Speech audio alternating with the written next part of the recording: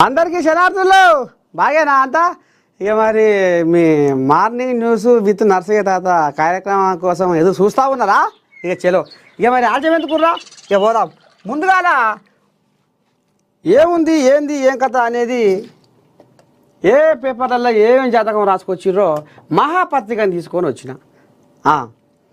ఇక కొట్లాడి స్వరాష్ట్రాన్ని సాధించుకున్నాం. కోయాగా చిన్న చిన్నగా మళ్ళీ తవ్వకు వస్తుంది. ఆగమైన తెలంగాణను అభివృద్ధి చేసుకున్నాం. సకల జనుల జీవితాల్లో సుఖ సంతోషాలతో నిండాలి. ప్రజలకు కేసీఆర్ రాష్ట్ర ఆవిర్భావ దినోత్సవ శుభాకాంక్షలు. కొట్లాడి స్వరాష్ట్రాన్ని సాధించుకున్నాం. గట్లను నేనే కొట్లాడి తెలంగాణ తెచ్చినా అంటే మాత్రం మళ్ళీ జనాలు మన్ను దుమ్మెత్తిపోస్తారు సారు. కొట్లాడి స్వరాష్ట్రాన్ని సాధించుకున్నాం. ఇలా తెలంగాణ ఆవిర్భావంలో ప్రతి ఒక్కరి పాత్ర ఉన్నది.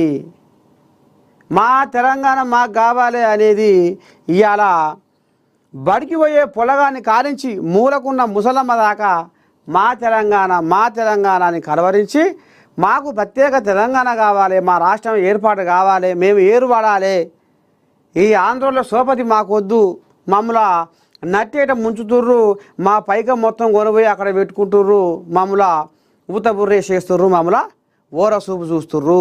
అందుకనే ఇవాళ మా నీళ్ళు మాకు రావాలన్నా, మా పశలు మాకు రావాలన్నా, మా కొలువులు మాకు రావాలన్నా ముందుగాల ఆంధ్రప్రదేశ్ తోటి తెగదెంపులు చేసుకుంటే కానీ తెలంగాణ ఏర్పాటు అయితే కానీ మా చీకటి బతుకులు బాగుపడవు అనేది ఇక మరి సబ్బండ వర్గాలు సకల జనులు రోడ్ల మీదకి వచ్చి ఇక నానా వ్యవహారం చేసిరు. కాబట్టి ఇక తట్టుకోలేక మరీ ముఖ్యంగా అమరవీరులు 1200 పైచిలుకు మంది అమరవీరులు పాపం ఈ తెలంగాణ రాష్ట్రం కోసం వాళ్ళు ప్రాణత్యాగం చేస్తే కానీ మరి పైన ఉన్న అధిష్టానానికి వాళ్ళకు కనువిప్పు కలగలేదు. ఆ రకంగా మరి 1200 పైచిలుకు మంది అమరవీరుల త్యాగఫలమే, సకల జనుల పోరాటమే తెలంగాణ తల్లి ఏర్పడ్డది. ఇక ఒక్కసారి ఆ అమరవీరుల, ఎందుకంటే ఇవాళ తెలంగాణ రాష్ట్ర పుట్టినరోజు కాబట్టి ఈ జన్మదినం సందర్భంగా మన నేను పక్షాన ఒక్కసారి ఈ తెలంగాణ కోసము ప్రాణత్యాగం చేసిన అమరవీరుల ఒక్కసారి తలుసుకుందాం. నేలరాలిన మందారాలు తెలంగాణ సింధూరాలు, నేలరాలిన మందారాలు తెలంగాణ సింధూరాలు, నేలరాలిన మందారాలు తెలంగాణ సింధూరాలు. ఏ తల్లి ఏ తల్లి ఏ తల్లి బిడ్డలో వీరు భూతల్లి ఒడిలో ఒదిగినారు. నేలరాలిన మందారాలు తెలంగాణ సింధూరాలు, నేలరాలిన మందారాలు తెలంగాణ సింధూరాలు. ఏ తల్లి బిడ్డలో వీరు భూతల్లి ఒడిలో ఒదిగినారు. ప్రత్యేక రాష్ట్రము కావాలంటూ తెలంగాణ ఏర్పాటు చేయాలంటూ, ప్రత్యేక రాష్ట్రము కావాలంటూ తెలంగాణ ఏర్పాటు చేయాలంటూ, ఉద్యమంలో మనము ఉరమాలంటూ, పిడుగులాగా మనము మెరవాలంటూ, ఉద్యమంలో మనము ఉరమాలంటూ, పిడుగులాగా మనము మెరవాలంటూ, జన్మనిచ్చిన తెలంగాణకు ఎర్రని బొట్టు దిద్దిపోయిండ్రు. ఏ తల్లి ఏ తల్లి ఏ తల్లి బిడ్డలో వీరు భూతల్లి ఒడిలో ఒదిగినారు. నేలరాలిన మందారాలు తెలంగాణ సింధూరాలు, నేలరాలిన మందారాలు తెలంగాణ సింధూరాలు. ఏ తల్లి బిడ్డలో వీరు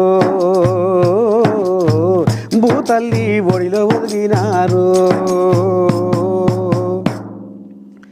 మా రాష్ట్రం మాకు కావాలి, మా నిధులు మాకు కావాలి, మా నీళ్లు మాకు కావాలి, మా ఉద్యోగాలు మాకు కావాలా అని ఇవాళ ఆగమైపోతున్న తెలంగాణ ఆంధ్రుల పాలు కావద్దని ఎన్నాళ్ళు ఈ బానిస బతుకులు అనుకుంటా మరి తెలంగాణ కోసము ప్రత్యేక తెలంగాణ కావాలని కలలు అన్న ఈ రాష్ట్ర సాధన ఏర్పాటు కోసం ప్రాణత్యాగం చేసిన అమరవీరులకు ఏ తల్లి బిడ్డలో వాళ్ళు ఇవాళ భూతల్లి ఒడిలోన నిద్రపోతుర్రు. ఆ అమరవీరులకు నేను పక్షాన అందరికీ పేరు పేరున నివాళులు అర్పిస్తున్నాం. ఇక అట్లనే తెలంగాణ రాష్ట్ర ప్రజలకు నేను పక్షాన తెలంగాణ పుట్టినరోజు శుభాకాంక్షలు తెలియజేసుకుంటున్నాము. ఇక ఇది కథ. ఆపరేషన్ కగారు పేరిట దుశ్చర్య. ఫాసిస్టు శైలిలో మోదీ పాలన సాగుతోంది. శాంతి భద్రతా సమస్యను సాకుతో ఇదంతా చేస్తుంది. ప్రజాస్వామ్యాన్ని కాపాడాల్సిన సమయం ఆసన్నమైంది. మావోయిస్టులతో చర్చలు జరపకుండా మారణ హోమం ఎందుకు చేస్తుంది? ప్రభుత్వాలు రాజ్యాంగానికి లోబడి వ్యవహరించాలి. టీపీసీసీ చీఫ్ మహేష్ కుమార్ గౌడ్ సంచలన వ్యాఖ్యలు. ఒక్కసారి మహేష్ కుమార్ గౌడ్ ఏమన్నాడు, అసలు ఏంది ఏం కథ, మరి ప్రభుత్వాలు రాజ్యాంగానికి లోబడి ఎందుకు పనిచేస్తలేవు అనే మాట ఎందుకు వచ్చింది ఏం కథ అనేది ఒక్కసారి చూద్దాం. ఎన్నో పేజీ పిల్లగా అది ఇగో ఫాసిస్టు శైలిలో మోదీ పాలన సాగుతుంది. మోదీ హయాంలో ప్రస్తుత ప్రజాస్వామ్య విలువలకు విరుద్ధంగా ఫాసిస్టు శైలిలో పాలన సాగుతుందని టీపీసీసీ అధ్యక్షుడు మహేష్ కుమార్ గౌడ్ విమర్శించారు. ప్రజాస్వామ్యాన్ని కాపాడాల్సిన సమయం ఆసన్నమైందని చెప్పారు. ఆపరేషన్ కగారు పేరుతో కేంద్ర ప్రభుత్వం చేపట్టిన చర్యలను తాము ముక్త కంఠంతో ఖండిస్తున్నామని, ఇది శాంతి రాజ్యాంగం పట్ల విధ్వంసకర చర్యగా భావిస్తున్నామని అన్నారు. మావోయిస్టులు చర్చలకు సిద్ధమని ప్రకటించిన చలించని ప్రధానమంత్రి నరేంద్ర మోదీ, అమెరికా అధ్యక్షుడు డొనాల్డ్ ట్రంప్ మొట్టికాయలు వేస్తే మాత్రం ఉగ్రవాదులతో చర్చలకు సిద్ధమయ్యారని మండిపడ్డారు. బాగ్లింగంపల్లిలోని సుందరయ్య విజ్ఞాన కేంద్రంలోని షోయబ్ హాల్లో ఆదివారం కేంద్ర ప్రభుత్వం తక్షణమే కగార్ ఆపరేషన్ను నిలిపివేసి కాల్పుల విరమణ ప్రకటించి మావోయిస్టు పార్టీతో శాంతి చర్చలకు పూనుకోవాలని శాంతి చర్చల ఆధ్వర్యంలో నిర్వహించిన రౌండ్ టేబుల్ సమావేశంలో పాల్గొని మాట్లాడారు.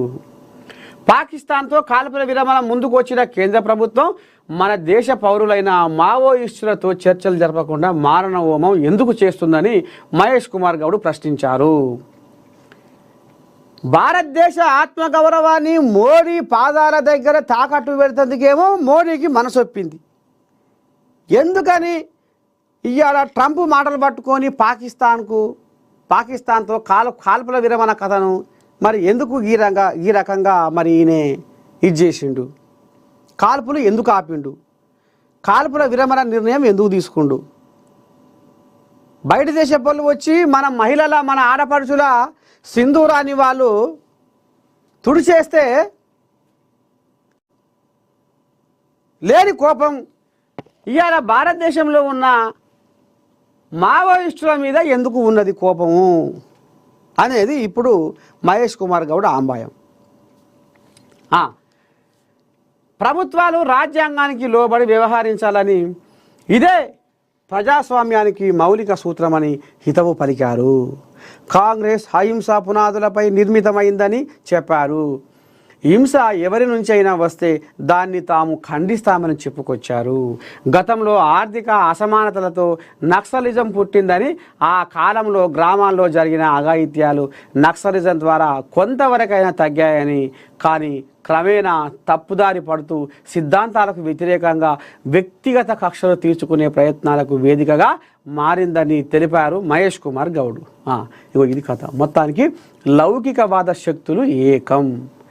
నక్సలిజాన్ని నిర్మూలించేందుకు శాంతియుత పరిష్కార మార్గాలను పరిశీలించకుండా వాళ్ళు మావోయిస్టులు శాంతి చర్చలు జరుపుదాము అన్నా వినకుండా శాంతి భద్రతా సమస్యను సాగుగా చూపి మోదీ ప్రభుత్వం ఆపరేషన్ కగార్ పేరిట దుశ్చర్యలకు పాల్పడుతుందని మహేష్ కుమార్ గౌడ్ ధ్వజమెత్తారు. ఈ ఆపరేషన్ ద్వారా అటవీ ప్రాంతాల్లోని ఖనిజ సంపదను కార్పొరేట్ కంపెనీలకు దోచిపెట్టేందుకు ప్రయత్నాలు జరుగుతున్నాయని ఆరోపించారు. కేంద్రంలో బీజేపీ అధికారంలోకి వచ్చిన తరువాత రాజ్యాంగ సంస్థలను నిర్వీర్యం చేస్తున్నారని మహేష్ కుమార్ గౌడ్ మండిపడ్డారు. మోదీ ప్రభుత్వంలో మతం కులం పేరిట రాజకీయ లబ్ధి పొందే ప్రయత్నాలు జరుగుతున్నాయని విమర్శించారు. 2014లో ఇచ్చిన హామీలు అమలు చేయకుండా మత సెంటిమెంటును సాకుగా చూపి బీజేపీ అధికారాన్ని నిలబెట్టుకునే ప్రయత్నం చేస్తుందని ఆరోపించారు. ఇలాంటి పరిస్థితుల్లో లౌకికవాద శక్తులు ఏకమవ్వాల్సిన అవసరం ఎంతైనా ఉందని ఉద్ఘాటించారు. రాష్ట్రంలో కమ్యూనిజం భావాలు ఉన్నవారు బలపడాలని కోరారు. దేశం మొత్తం ప్రజాస్వామ్య భావాలు ఉన్న వ్యక్తులు కలిసికట్టుగా ఉద్యమించాల్సిన సమయం ఆసన్నమైందని తెలిపారు. కేంద్రంలోని ఫాసిస్టు పాలనకు తగిన గుణపాఠం చెప్పాల్సిన అవసరం ఎంతైనా ఉందని మహేష్ కుమార్ గౌడ్ హెచ్చరించారు. మేం రాము అంతే, బీజేపీ సమావేశానికి ఎమ్మెల్సీలు డుమ్మా. ఇదెక్కడి కథ. స్టేట్ చీఫ్ కిషన్ రెడ్డి అధ్యక్షతన వర్క్షాప్ ఖచ్చితంగా హాజరు కావాలని ఆదేశాలు జారీ. అయినా బేఖాతరు చేసిన పలువురు లీడర్లు. అయితే కిషన్ రెడ్డి మాట లెక్కే పెట్టలేరుగా. అయితే కోయ్యాగా నిన్నమొన్న నా అనుమతి లేకుండా అంటే పరోక్షంగా ఉత్తపుణ్యానికి వాళ్ళ మీద మీరు అని లేని మాటలు మాట్లాడకూరి. ఏదైనా మాట్లాడితే మేం మాట్లాడాలి అన్నట్టుగా ఇక మరి నిన్నమొన్న రఘునందన్ వాళ్ళు కవితమ్మ కొత్త పార్టీ పెట్టబోతుంది, అది అట్లా ఇది ఇట్లా. ఇక రాజా సింగ్ కూడా బూర్వీకి షార్ కాస్తుడు కాబట్టి ఇక ఇది ఏదో కథ ఏదో అయితట్టుందని కిషన్ రెడ్డికి డంపులు కొడుతున్నాయి లోపటంగా. మొత్తానికి ఇక ఏదో మరి ఇక హాజరు కావాలని బీజేపీ సమావేశానికి హాజరు కావాలని అంటే ఎమ్మెల్సీలు డుమ్మా కొట్టిరాట. మేము రామ్ పెహప నీ మాట మాకు లెక్కే లేదు. ఓ అమ్మా, కథ ఏడికి వస్తుందో చూసిరా. 2 ఏళ్ల సంది అధ్యక్ష పదవి నానబెట్టి సాగదీసి ఇంతవరకు దానికి దారి లేదు, దాపు లేదు. ఇక అన్న కూడా వర్గపోరు అయినట్టే కొడుతుంది కథ. 4 మాత్రమే హాజరు, కొందరు మాత్రం పూర్తిగా దూరం. మరికొందరు నేతలు జిల్లా పర్యటనలో బిజీ. తెలంగాణలో అసెంబ్లీ లోక్సభ ఎన్నికల ఫలితాలతో జోరు మీద ఉన్న బీజేపీకి కొత్త వివాదాలు చుట్టుముడుతున్నాయి. అయితే కొద్దిగా అంత పచారా తగ్గుతుంది. బీజేపీ తెలంగాణలో వన్య తప్పి చిన్నబోతుందట. నేతల మధ్య నివురు గప్పిన నిప్పులా ఉన్న విభేదాలు బయటపడుతున్నాయని తెలుస్తుంది. బయటకి పెద్దగా కనిపించకపోయినా అంతర్గతంగా పోటీ ముదురుతుందన్న ప్రచారం నడుస్తుంది. దీనికి కారణం రాష్ట్ర బీజేపీలో అధ్యక్ష పదవి కొత్త వివాదాన్ని సృష్టిస్తుందని కాషాయ పార్టీ లీడర్లు బహిరంగంగానే చర్చించుకుంటున్నారు. కొత్త అధ్యక్షుడు నియామకం ఎప్పుడనే విషయంపై స్పష్టత లేనప్పటికీ అంతర్గత పోరు మాత్రం రోజుకు ముదురుతుంది. తాజాగా బీజేపీ రాష్ట్ర అధ్యక్షుడు కేంద్ర మంత్రి కిషన్ రెడ్డి అధ్యక్షతన ఆదివారం బీజేపీ రాష్ట్ర కార్యాలయంలో నిర్వహించిన వర్క్షాప్కు పలువురు కీలక నేతలు డుమ్మా కొట్టడంతో మరోసారి విభేదాలు బయటపడినట్టు తెలుస్తుంది. అయితే ఈ వర్క్షాప్కు బీజేపీ పార్లమెంటు సభ్యులు, శాసనసభ్యులు, బీజేపీ జిల్లా అధ్యక్షులు పాల్గొనాలని రాష్ట్ర ప్రధాన కార్యదర్శి గుజ్జుల ప్రేమేందర్ రెడ్డి శనివారం ఒక ప్రకటనలో తెలిపారు. ఏమంటారు చూడు. కిషన్ రెడ్డి వాళ్ళ ఊరికి కూడా పోయినాం మొన్న. నేను పోయినా మీరు కాకపోతే మీరు చూడురి. తిమ్మాపూర్, కిషన్ రెడ్డి వాళ్ళ ఊరు తిమ్మాపూర్ కాదు పిల్లగా. తిమ్మాపూర్ జిల్లా ఏదో ఉండే రంగారెడ్డి. రంగారెడ్డి జిల్లా తిమ్మాపూర్ మనం పోయినా. వరిపాడి ఆడ పోయి ఓ గొర్రెకాశ మొగోనే వచ్చిన బాధపడబోతుంటే గొర్రెకాస్తుండు. ఏమాపిలా మరి మీ ఊళ్ళో ఎట్టట్టుంది కిషన్ రెడ్డి పలుకుబడి పచారా అంటే ఏముంది ఏది అలా అడదాములే, ఆయనకు సపోర్ట్ చేయరు. ఇక మరి ఏముంది కథ ఊరకు ఎట్టటి సంగతి ఏంది ఏం కథ అని ఆరాధిస్తే ఊరకు ఇక వంట చూడు ఆడంగిడంగా తినురు తాగురు కానీ ఎలక్షన్లలో మాత్రం ఆయనకు సపోర్ట్ చేయొద్దు, మాదికు రావాలి అని వాళ్ళ అన్నదమ్ములే అంటారట. మరి వాళ్ళ పాలొల్ల వాళ్ళ అన్నదమ్ములో ఏందో ఏం కథో అర్థం కాలే. ఓ కోళ్ళగా ఇక ఊళ్ళే పోతే కూడా ఊళ్ళే కూడా పెద్దగా ఏమంత పనులు ఏం పనులు చేసిండో ఆయన అన్నకాడికే ఉంది కథ. ఊరోళ్ళు లెక్క పెడతలేరు, ఇటు మళ్ళీ ఇటు పార్టీ వాళ్ళు కూడా లెక్క పెడతలేరు ఆ కథ.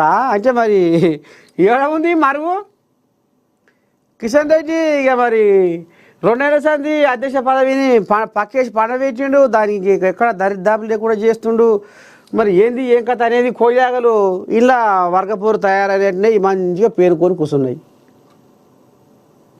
అందరు రావాలి చూడు, శాసనసభ్యులు బీజేపీ జిల్లా అధ్యక్షులు అందరు రావాలి అని మొత్తం దండోర కొట్టి డప్పు కొట్టి చెప్తే ఊరికు ఇక ఎందరు వచ్చిర్రు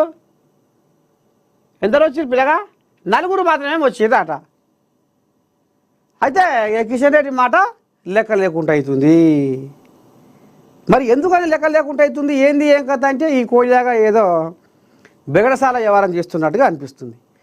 అందుకనే ఈ కోయిలాగాలు బెగుడాయిస్తున్నాయి. దేశ అభివృద్ధిపై చర్చకు సిద్ధం, కాంగ్రెస్ పార్టీకి కేంద్ర మంత్రి కిషన్ రెడ్డి సవాల్. బీజేపీ తప్ప తెలంగాణను ఏ పార్టీ కాపాడలేదు. ఏం చర్చకు సిద్ధం కిషన్ రెడ్డి పాటేలా? ₹1 తెలంగాణ రాష్ట్రం పన్నుల రూపంలో ₹1 ఆడిగిపోతే 42 పైసలే మళ్ళా తెలంగాణకు వస్తున్నాయి. పైసల సంగతి ఏంటో గది ముందుగా గది అడుగు. అదే బీహార్కు డబల్ త్రిబల్ ఎక్కువ పోతున్నాయి. అదే ఉత్తరప్రదేశ్కు అంటే ఉత్తరాది రాష్ట్రాలకు ఏ రకంగా పోతున్నాయి, మనకి ఏ రకంగా వస్తున్నాయి పైసలు? ఏనన్నా మోదీని పళ్ళు మీద అడిగినావా? అడగవు. మళ్ళీ ఇప్పుడు ఏమన్నా అంటే చర్చకు సిద్ధమా, దేశ అభివృద్ధిపై చర్చకు సిద్ధమా?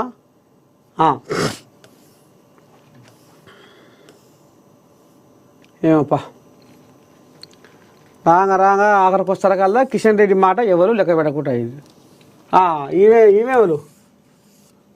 మీనాక్షి బిజీ మంత్రి పదవులు కోరిన విజయశాంతి అద్దంకి. ఎంపీలు కార్పొరేషన్ చైర్మన్లతో విడివిడిగా భేటీలు. సికింద్రాబాద్, నాగర్ కర్నూలు, వరంగల్ నేతలతో సమీక్షలు. సరైన సందర్భంలో అర్హులకు పదవులు వస్తాయని విజయశాంతి. టీపీసీసీ క్రమశిక్షణ కమిటీ చైర్మన్గా ఎంపీ మల్లు రవి బాధ్యతలు. మీనాక్షి పీసీసీ చీఫ్లతో భేటీ. మల్లు రవికి ఘనస్వాగతం పలికిన కార్యకర్తలు. కార్పొరేషన్ చైర్మన్లు, ఎంపీలు, ఎమ్మెల్సీలతో మీనాక్షి సమావేశం అయ్యారు. ఈ సందర్భంగా అధికార పార్టీ నేతల్లో ఉన్న పురపొచ్చాలు, వారి మధ్య నెలకొన్న సమస్యలను సరిదిద్దే పనిలో పడ్డారు. ఇదే పని అయిగా పొడుగు నుంచి పొడుదాకా ఎవరెవరికి తీర పంచాలు పుడుతున్నాయి, ఎవరెవరిని దారిలోకి తీసుకురావాలి, ఎవరెవరు సీనియర్లు, ఎవరెవరు నడవంగా వచ్చి పార్టీలో జొరబడి పెత్తారం చేస్తుర్రు అంటే ఈ మొత్తం నిఘా. అమ్మో చిన్నసన్న తల్లి ఏం కాదు. ప్రధానంగా రాష్ట్రంలో జరిగే ప్రభుత్వ పథకాలను ప్రజల్లోకి తీసుకెళ్లేలా ఇన్ఛార్జి మీనాక్షి సమాచారం. మరోవైపు గ్రామ పట్టణ ప్రాంతాల్లోని లోకల్గా ఉన్న సమస్యలపై ఆరా తీస్తున్నారు. పార్టీలో మంత్రివర్గ విస్తరణ, ఇతర పదవుల భర్తీపై నేతల ఎలిజిబిలిటీ, పర్ఫార్మెన్స్ గురించి కూడా మీనాక్షి అడిగి తెలుసుకున్నట్టు తెలిసింది. పార్లమెంటు నియోజకవర్గాల వారీగా పార్టీ క్యాడర్తో భేటీ అవుతూ వారి నుంచి ఫీడ్బ్యాక్ తీసుకుంటున్నారు. ఆయా నియోజకవర్గాల్లో పార్టీ పరిస్థితి ఎలా ఉంది, పార్టీ బలోపేతానికి ఇంకా ఏమేం చేస్తే బాగుంటుంది, రాష్ట్ర సర్కార్ సంక్షేమ పథకాలు ఎలా ఉన్నాయి, వాటిపై ప్రజల అభిప్రాయాలేంటి అనే వివరాలను సేకరిస్తున్నారు. మరోవైపు ఆయా ప్రాంతాల్లోని నేతల మధ్య నెలకొన్న విభేదాలు ఏమిటి, వాటిని పరిష్కరించేందుకు తీసుకోవాలని చర్యలు ఏంటని సమావేశాల ద్వారా మీనాక్షి నటరాజన్ తీవ్రంగా ప్రయత్నిస్తున్నట్టు తెలుస్తుంది. తక్కువ కాలంలో ప్రభుత్వంపై వస్తున్న నెగటివ్ టాక్పై కూడా ఆమె ఆరాధిస్తున్నట్లు సమాచారం. మంత్రివర్గంలో అవకాశం కల్పించాలి. కాంగ్రెస్ పార్టీ తెలంగాణ వ్యవహారాల ఇన్ఛార్జి మీనాక్షి నటరాజన్ ఆధ్వర్యంలో వరుసగా సమీక్షలు, కీలక సమావేశాలు జరిగాయి. పార్టీ పునర్వ్యవస్థీకరణ, కేబినెట్ విస్తరణ, నేతల లోపలి అసంతృప్తి అన్ని అంశాలు ఈ సమీక్షలో కీలకంగా చర్చకు వచ్చాయి. ఈ సందర్భంగా కాంగ్రెస్ ఎమ్మెల్సీలు అద్దంకి దయాకర్, సినీ నటిగా పేరు పొందిన మాజీ ఎంపీ విజయశాంతి రామలమ్మ, మీనాక్షి నటరాజన్ను ప్రత్యక్షంగా కలిసి మంత్రివర్గంలో తమకు అవకాశం కల్పించాలని స్పష్టంగా కోరారు. విజయశాంతి అయితే మరింత స్పష్టంగా బీసీ కోటాలో నాకు మంత్రి పదవి కావాలని 15 నిమిషాల పాటు మీనాక్షితో ప్రత్యేకంగా చర్చించినట్లు సమాచారం. పార్టీకి తన గతంలో బీజేపీని వీడి తిరిగి కాంగ్రెస్లో చేరడం, గత ఎన్నికల్లో ఆమె చేసిన ప్రచారం వంటి చూపిస్తూ ఆమె బలమైన వాదనలు మీనాక్షి ముందుంచినట్లు తెలిసింది. అద్దంకి దయాకర్ కూడా తాను జిల్లాలో బలమైన నేతనని, పార్టీకి మద్దతుగా గలమెత్తినందుకు మంత్రి పదవి కల్పించాలని కోరినట్లు పార్టీ వర్గాల్లో చర్చ కొనసాగుతుంది. మొత్తానికి నిన్న మొన్న ఆడంగిడంగా అయ్యో వీళ్ళకు కూడా ఇస్తే బాగుంటుంది కదా అని ఎమ్మెల్సీ ఇస్తే ఇల్లు ఇప్పుడు ఏకంగా మాకు బుగ్గ కారే కావాలి అంటారు. మాకు ఈ ఎమ్మెల్సీ సరిపోదు, మాకు బుగ్గ కారే కావాలని ఇక ఓ దిక్కు రాములమ్మ, ఇక ఇంకో దిక్కు అద్దంకి దయాకర్ పట్టుబడుతుర్రు అట. ఉమ్మడి నల్గొండ జిల్లాలో నేను బలమైన నేతని అని ఇప్పుడు ఆయన కూడా ఓ దిక్కు చెప్పుకుంటున్నాట. అమ్మ మరి ఇక నేను ఎటువంటి సినిమాలు తీసినా, నేను ఎటువంటి రాజకీయం చేసినా, నిన్న మొన్న అసెంబ్లీ ఎలక్షన్లలో, పార్లమెంట్ ఎలక్షన్లలో నేను ఏ రకంగా నా పలుకుబడి ప్రచారం చూపించి నేను ప్రచారంలో పాల్గొని మరి జనాలను చైతన్యం చేసిన, కేసీరావయ్య తప్పులను ఎత్తి చూపుతూ తిప్పి ఏ రకంగా కొట్టినా అనేది ఇప్పుడు మీనాక్షి నటరాజన్ ముందర పెట్టిందంటే విజయశాంతి రామలమ్మ. మొత్తానికి ఇక ఇప్పుడు మీనాక్షి నటరాజన్కు ఏ పెద్ద కష్టకాలమే వచ్చి పడదుల్లా. ఇటు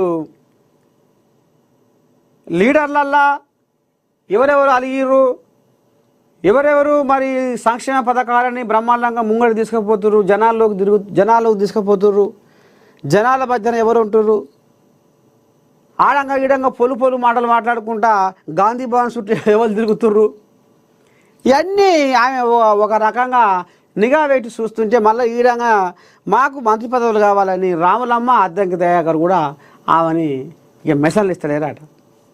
ఎట చేసే తల్లి నీ దయ అన్నట్టుగా ఉన్నది కథ. చూడాలి మరి రేపు ఎట్లా ఏంది ఏం కథ, మంత్రి పదవులు ఎవరికి వస్తాయి ఏంది అనేది చూద్దాం.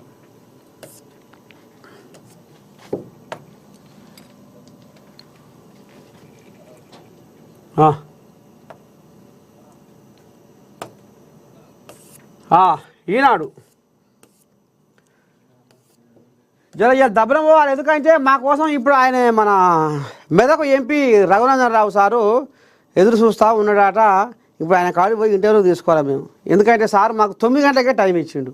ఇక ఆయనకి ఇక్కడ పని ఉందట, దబ్బన పోవాలి తాత జర తొందరగా రా అన్నాడు. ఇప్పుడు పోవాలి, ఇంకొక వార్త తగ్గిపోతా. లోతైన పరిశీలన తర్వాతే యువ వికాసం, నేడు ప్రారంభించాల్సిన ప్రక్రియ వాయిదా. మంత్రులతో భేటీలో సీఎం రేవంత్ రెడ్డి కీలక నిర్ణయం. కాళేశ్వరంపై విజిలెన్సు, ఎన్డీఏసీఏ నివేదికలపై సమీక్ష. 5న మంత్రివర్గ సమావేశం, అందులో ఉద్యోగుల సమస్యలపైన చర్చ. రాజీవ్ యువ వికాసానికి ఊహించిన దానికంటే ఎక్కువ సంఖ్యలో దరఖాస్తులు అందాయని, అనర్వులకు యువ వికాసం అందకుండా చూడాలంటూ పెద్ద ఎత్తున వినతులు వచ్చాయని మంత్రులు ముఖ్యమంత్రి రేవంత్ రెడ్డి దృష్టికి తీసుకెళ్లారు. పెద్ద సంఖ్యలో వచ్చిన దరఖాస్తుల పరిశీలన ప్రక్రియ కొనసాగుతున్న నేపథ్యంలో పూర్తి స్థాయి పరిశీలన తర్వాతే అర్హుల జాబితాలను ప్రకటించాలి. మరింత లోతుగా విశ్లేషించి అర్హులను గుర్తించాలి. ఒక్క అనర్హుడికి కూడా రాజీవ్ యువ వికాసం ద్వారా లబ్ధి చేకూరవద్దు. ఈ అంశంపై క్యాబినెట్లో చర్చించి నిర్ణయం తీసుకోవాలి అని సమావేశంలో నిర్ణయించారు.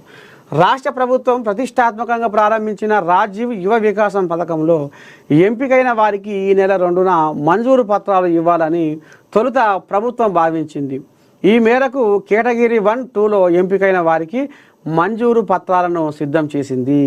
అయితే భారీగా దరఖాస్తులు వచ్చిన నేపథ్యంలో ఈ మంజూరు పత్రాల జారీ ప్రక్రియను తాత్కాలికంగా వాయిదా వేయాలని ఈ నెల 5న మంత్రివర్గ సమావేశం నిర్వహించి కీలక అంశాలను చర్చించాలని తాజాగా మంత్రులతో సీఎం రేవంత్ రెడ్డి నిర్వహించిన సమావేశంలో నిర్వహించారు. ఇంటిగ్రేటెడ్ కమాండ్ కంట్రోల్ సెంటర్లో పద్మశ్రీ పురస్కారాన్ని అందుకున్న ఎంఆర్పీఎస్ వ్యవస్థాపక అధ్యక్షుడు మందకృష్ణ మాదిగ ఆదివారం జూబిహిల్స్లోని సీఎం నివాసంలో ముఖ్యమంత్రి రేవంత్ రెడ్డిని మర్యాదపూర్వకంగా కలిశారు. తాను స్వీకరించిన పద్మశ్రీ పురస్కార మెడల్ను పత్రాన్ని సీఎంకు చూపించారు. ఈ సందర్భంగా సీఎం రేవంత్ రెడ్డి ఆయనకు శాలువా కప్పి జ్ఞాపిక అందజేసి అభినందించారు. హైదరాబాద్కు ప్రభాకర్ రావు. అమెరికాలోని భారత ఎంబసీలో నేడు దరఖాస్తు. ఫోన్ అక్రమ ట్యాపింగ్ కేసు ప్రధాన నిందితుడు ప్రభాకర్ రావు ఎట్టకేలకు అమెరికా నుంచి భారత్కు తిరిగి రానున్నట్లు సమాచారం. తాను హైదరాబాద్ వెళ్లేందుకు ఎమర్జెన్సీ ట్రావెల్ డాక్యుమెంట్ జారీ చేయాలని ప్రభాకర్ రావు అమెరికాలోని భారత ఎంబసీలో సోమవారం దరఖాస్తు సమర్పించనున్నట్టు తెలిసింది. దరఖాస్తు అనంతరం 2 రోజుల్లో ఎంబసీ డాక్యుమెంట్ను జారీ చేసే అవకాశం ఉంది. ఎమర్జెన్సీ ట్రావెల్ డాక్యుమెంట్ అందిన 3 రోజుల్లో హైదరాబాద్కు వచ్చి కేసు దర్యాప్తు అధికారి ఎదుట హాజరు కావాలని సుప్రీంకోర్టు ఆదేశాలున్న నేపథ్యంలో ప్రభాకర్ రావు జూన్ మొదటి వారంలో తిరిగి రానున్నట్లు సమాచారము. మొత్తానికి ఈ కోళ్ళగా